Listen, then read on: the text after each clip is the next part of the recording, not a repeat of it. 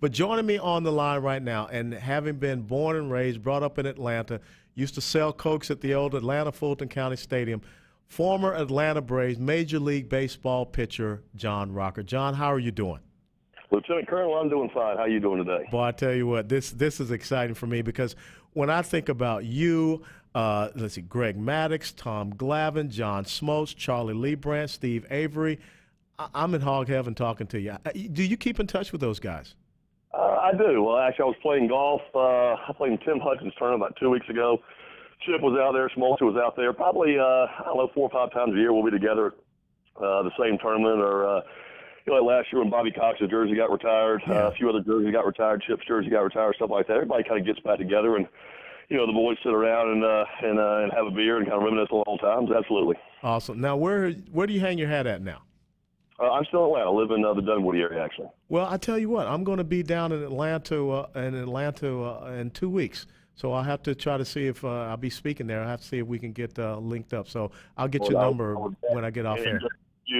As you kind of dump your accolades on me, I would like to reciprocate and give my accolades to you. I've always been a big fan of yours. I thought you did a great job in the house, and thank you for your service, your 22 years of service. I greatly appreciate it. I've always been a big fan of yours as well. Well, I appreciate it, John. So let's talk about baseball because at my count, we got about, 26, 27 more games remaining, and I think it's going to be an exciting season.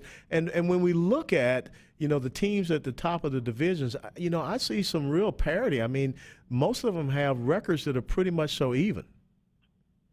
They really do. I know the NL Central. You got the Cardinals, the Reds, and then your usually lowly Pirates. Really a neck-and-neck battle. I think the Reds are about 3 games back. Yeah. I would really love to see, as you said, for parity's sake, I would love to see the Pirates come away with the NL Central and find a spot in the playoffs. Oh, that would be great. Now let's start over. Let's start over in the American League. Let's look at Boston up here in the East. They're at 85 and 57. What do you think of the strength for the Boston Red Sox going into the postseason? Starting pitching, obviously had a nice acquisition with Peavy there a couple weeks ago. They're starting pitching strong. They're really strong all the way around, which is the reason they're leading arguably the toughest division in the American League. The AL East is always strong. Tampa has been fielding some real good teams the last 5 or 6 years. The Yankees are the Yankees. The Orioles, of course, are coming on and have had a pretty good show in the last couple of years.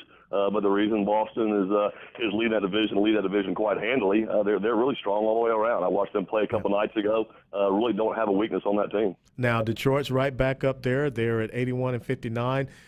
Is it good hitting for Detroit? Is that what is going to help them to make it? It is. Detroit's lineup, I was watching them play a couple of days ago, too, and their lineup is just nasty. I mean, just 1 through 9. They are just nasty with speed, with power, with contact hitters. They've got it all from the offensive side of the standpoint. If Verlander, who knows what's going on with Justin this year, ERA over 4 for a guy like Justin Verlander, if he would just be, in some way, shape, or form, moderately back to the old form of Justin Verlander, I think Detroit could be real trouble in the playoffs. Now, when I look at the AL West, incredibly, I mean, Oakland and Texas deadlock, 80 and 59. Either one could end up being the wild card. So, who do you think is going to come out on top in that division, Oakland or Texas? I like Oakland. Oakland has got that. Has got that swagger this year. They've got that.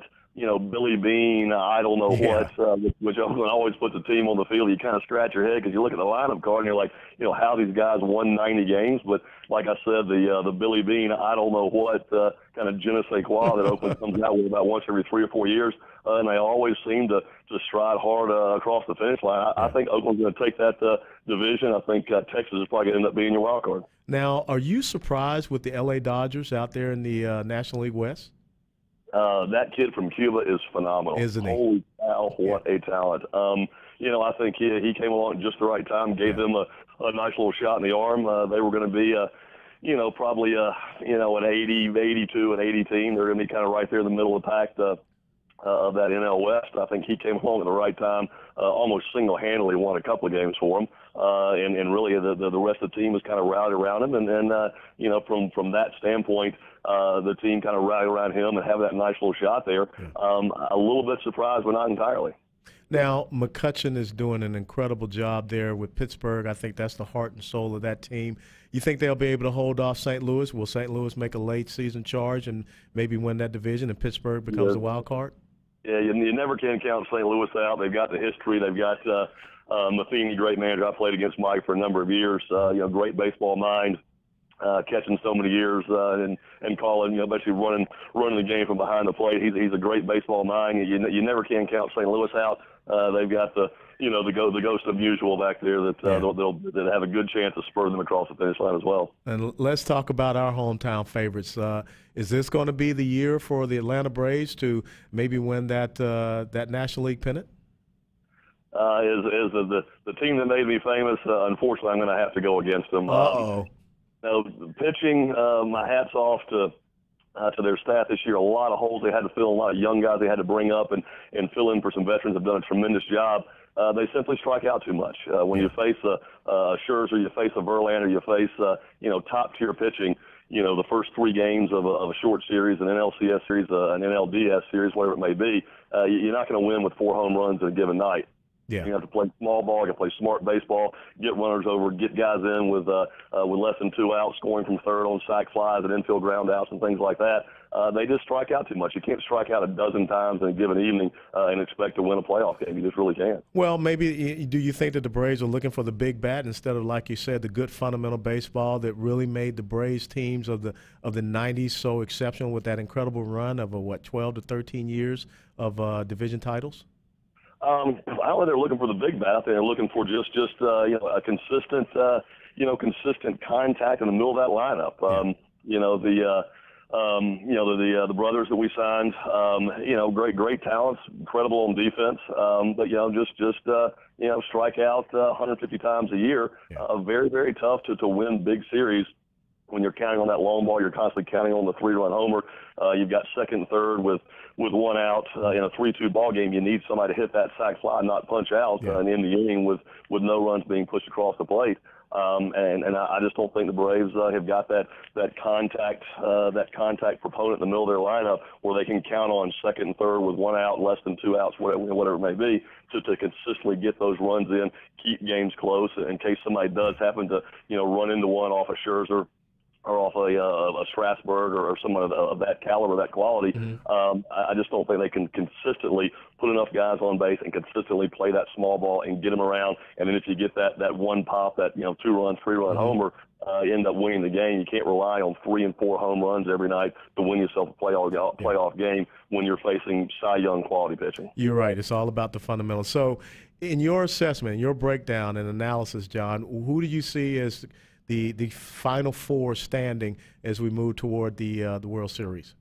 I like Boston. I like Detroit. Like I said, if Verlander can step up and just be, just a shadow of what he's been the last 3 or 4 years, they're going to be really tough. With that lineup and him and Scherzer at the top of the order there, they're going to be extremely tough. And I like Boston.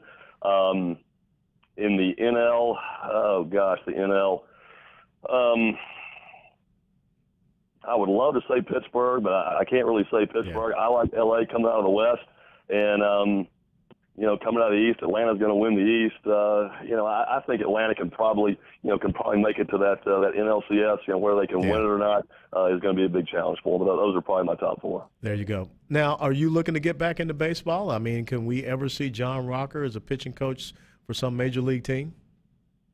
Actually, here's a funny story. I ran into Denny McClain, famous the last man to spend over 30 wins in a single season. Ran to him about 2 months ago. We had an autograph signing we did together. Denny has, I guess, really by himself, put together a USO baseball team and wants me to manage it. It's of current active and enlisted players that travel around and play minor league teams, play college teams, things like that, about 120-game schedule. He wants me to manage the southeastern portion of that schedule next year. So that will be my effort at throwing my hat back in the baseball ring. That'll be awesome. I look forward to that. John, let's close by talking about, I'm sure this has to be near and dear to your heart. What is your biggest concern for this country that we love so dearly? And the great thing about Georgia, when you look at all the military installations that are there, it really is a sense of service and sacrifice and commitment to this nation. What is the thing that keeps you concerned about the direction this country's headed? I think just the overall mentality within the citizenry of this country of dependence, the overall dependence mentality I think this country is going toward. Government is definitely lending its hand out there in areas of help, and they should be lending their hand, health care and just many other social programs, and people are starting to become so dependent on that and not looking to self-reliance to make their own way, make their own success in this country. I think we're getting just much too much of a dependent mentality, and I think that's really going to, I hope not cause a crumble of this country, but I think it's definitely going to, and already has, weaken the backbone of this country from just the overall mentality that people are slowly falling into of government dependence, social programs, and things like that, and not relying on the fundamental backbone that has built this country of self-reliance. I think we're really on that slippery slope, down that hill to government dependency and just lack of self-reliance. Well, I believe this is a great nation. I'm sure you do as well. And it's never too late. I believe, as Sir Winston Churchill said, that Americans will eventually do what is right after they've tried everything else. John Rocker, I've admired you so much on the field. It is really a thrill for me as an Atlanta Braves fan who grew up there and, like I said, selling those Cokes in the old Atlanta Fulton County Stadium to talk to someone that wore that Atlanta Braves uniform. Thank you so much for being with us. I appreciate Tony as well. Like I said, I've always been a big fan, and once again, thank you for your service, sir. You got it, and hopefully I'll get to see you down there in Atlanta. That would be great. I would look forward to that. All right, ladies and gentlemen.